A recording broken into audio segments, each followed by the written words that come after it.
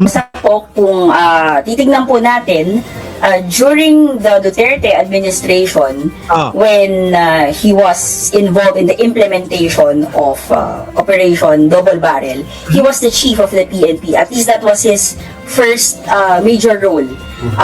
Kumbaga siya yung talagang nando sa taas, no? Tapos si Pangulong Duterte, dating Pangulong Duterte. Sabi ni Sir RJ Beroya, kupal niya si Binoy, no? Dapat advice niya never surrender, fight until pero hindi ko kumbaga hindi ko sinasabi kay Bato de la Rosa na manlaban. Sayang ang buhay. Huwag ka manlalaban ka sana, Bato, no? Kung naiisip mo na manlaban, huwag mong gagawin yung Bato de la Rosa. Naku, kaya kang bisitahin at pwede kang bisitahin ng mga kaanak mo, mahal mo sa buhay, doon sa Dahig. Pagka ikaw ay nasa Obla na. Kaya kapag ka naiisipan mong manlaban, huwag kang manlalaban sana. Okay? Tuloy. In this, what we call a system, okay? Malabo po na ito ay babaliwalain ng ICC yung kanyang Talagang meron na, naging papel. Dahil nabanggit ko nga po, Big Fish, he was the chief of the PNP. Nandoon po siya sa itaas ng command structure. And when we investigate international crimes, tinitignan po natin yung what we call linkage evidence or yung chain of command, or if there is command responsibility, if that's a relevant thing that we have to look into. Talagang si Bato no? Yung kasunod, tapos yung nagpapasabi, yung nagpapayabang, no? Ibinalik po namin, nandiyan pa din po talaga yung reward system na kapag ka po patay, magkano daw pagpatay? Hindi. Kapag ka po buhay, 500,000 lang. Pagka po patay, 1 million. Pagka po nanlaban, 2 million. Sabi ko, bakit parang ganun? Baliktad yung reward nila. Kasi bilang bilang gusto mo na maubos yung ipinagbabawal na gamot sa Pilipinas, no? Tapos kunyari, legal yung pagbibigay ng reward. Hindi ganun yung reward mo. Kasi gusto mo matuntun yung pinakaitaas mo, no? Yung kanila baliktad. Pagka buhay, 500,000 lang yan. Ibig sabihin, maliit lang, no?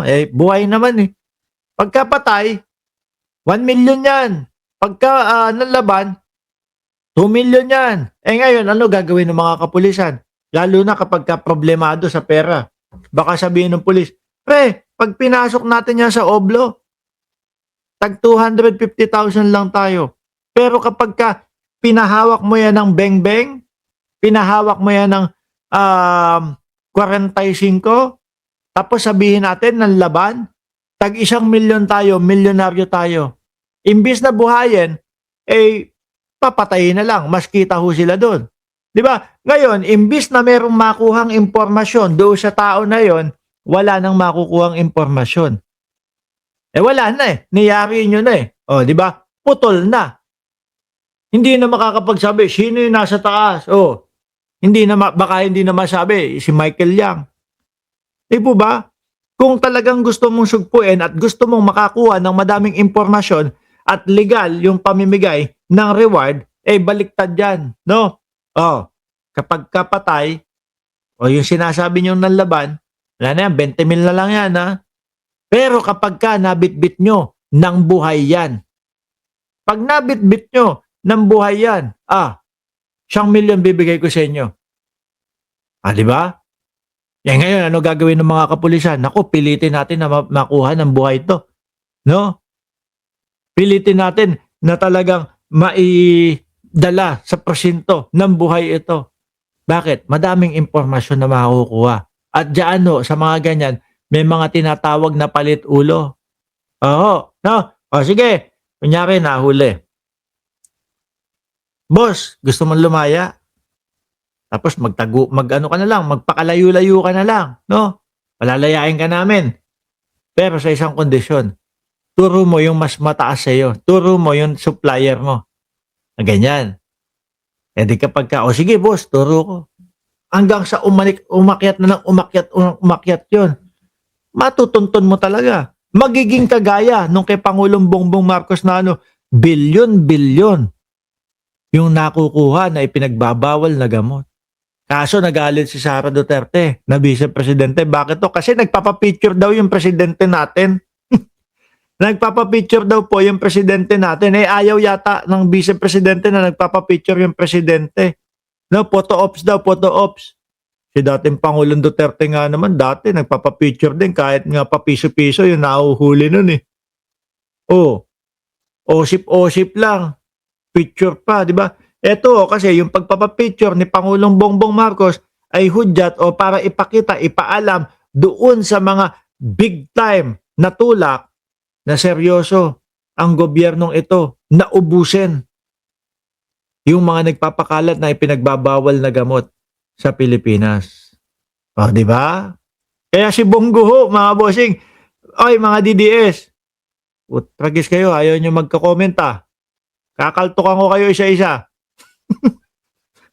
Nakakalungkot to, yung mga DDS, ano, at ang tatahimik dyan sa comment section. Oh. Pinagbibigyan na nga natin, pwedeng magmura, pwedeng murayan yung host. Wala, ayaw mga magsi-comment, tahimik. No, hihinaan nyo pala eh.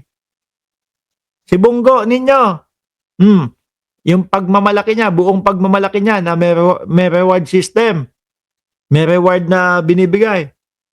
Oh, yun yung makakalaglag kay Bongo at yun yung magiging partisipasyon niya sa ICC. Ngayon, pagsapit ng January ay dalawa na sila. Ano na, pati si Bongo malamang huyan mga bossing. Ano? Nako po. Baka nandun na din po sa bundok ng Davao yan. Magtatago na din huyan mga kababayan. Style ho ng mga DDS yan. Tapos lalo na magiging ang magiging lawyer mo. Kung di si Torion o kaya si Torion o kaya sino yung si Gasol? Yung maliit. Oh. Halos karamihan ng kanyang mga ipinaglalaban ng kanyang mga kliyente nagtatago. Oh, di ba? Si Gasolito, ano pangalan nun? Nakalimutan ko eh. We are very much interested as international criminal investigators doon po sa naging papel ng mga nagbaston, kumbaga, ng sistema na kung saan nagresulta ng malakihang karahasan or si Topacio. Oh, yan. Bato, kayo talaga, kayo nagpastol. kriminalidad. Pero attorney, pahabol lang ha. Kasi dahil nga ngayon may usap-usapan na baka lumabas na yung arrest warrant ni Senator Meron na talaga yan. Bato. Although wala pang confirmation, naglalabas din ng pahayag yung mga kaalyado niya, particularly si Senator Robin Hood na Yan. Uy, si Robin ha. Langya si Binoy kapag ka hindi mo tinupad yung sinasabi mo na kapag ka inaresto si Bato de la Rosa, isama ka ha. Wala kang yagballs. Purong ethics ka kapag ka hindi mo tinupad. O, di ba mga kababayan? Pagka ganon, yung magbibitaw ka, pag inaresto nyo si Bato de la Rosa, isama nyo na din ako, tapos hindi mo ginawa. Ay, nako. Purong titi ka nun. Ay, purong ethics ka nun. Di ba? Alaw yagballs. Oh. ay wag kang susuko, hindi natin kinikilala yung foreign authority. So Ayan.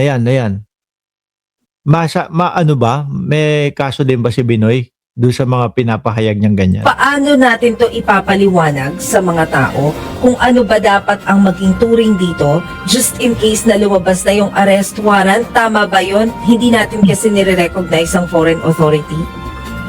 Una po, ang ICC po ay hindi po siya isang foreign country. It is not a foreign state. Yeah, hindi siya Opo. estado. Yeah. Ang Walang extradition dahil ang extradition sa kumbaga bansa sa bansa ICC po ay itinatag ng isang treaty, isang international agreement ng iba't ibang mga bansa.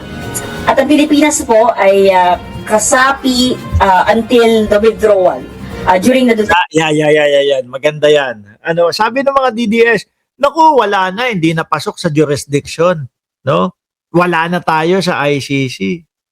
Kaso ang sinabi at nakasulat doon at nakasaad doon na kapag ka nag-umpisa na ang investigasyon tapos saka ka lang kumalas, Dehins na pwede yun.